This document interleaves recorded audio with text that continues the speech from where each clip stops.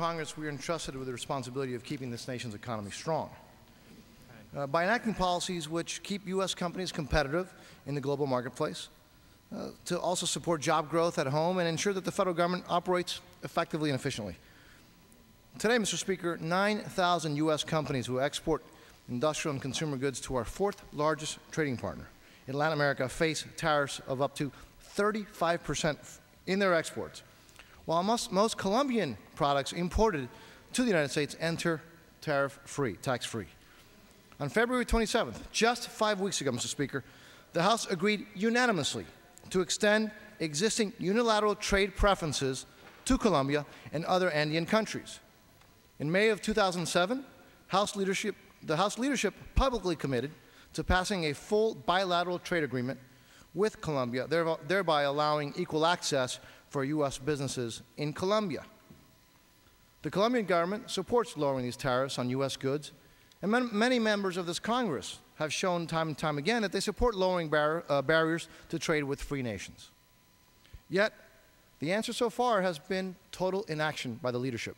Inaction on the part of this Congress has levied an unnecessary burden on an uncalled and unnecessary burden for tax upon American companies, U.S. companies, including 8,000 small and medium-sized businesses, many of which, Mr. Speaker, operate in southern Florida. Furthermore, it has been reported in the press that files recovered from a computer belonging to to Raul Reyes, a leader within the terrorist rebel Colombian Revolutionary Armed Forces, FARC, again, link the terrorist organization to Venezuelan leadership in Caracas, Venezuela. In light of this news, Mr. Speaker, recent threats also made by the reckless and irresponsible leader Hugo Chavez, and the ongoing attacks by this terrorist group, FARC, the United States needs to be supportive of the Colombian government, of that Colombian democratically elected government, which stands up to anti-democratic and anti-American forces in the region. It's time for the House leadership to follow through on their promises. Enactment of the U.S.-Colombia Trade Promotion Agreement would show our strong support for this democracy while strengthening our own economy by creating greater access for American companies, for U.S. companies, and creating more jobs in our communities here in the United States. It would be frankly negligent, irresponsible, and unthinkable for the House to not immediately pass a free trade agreement with our closest ally in an otherwise volatile region.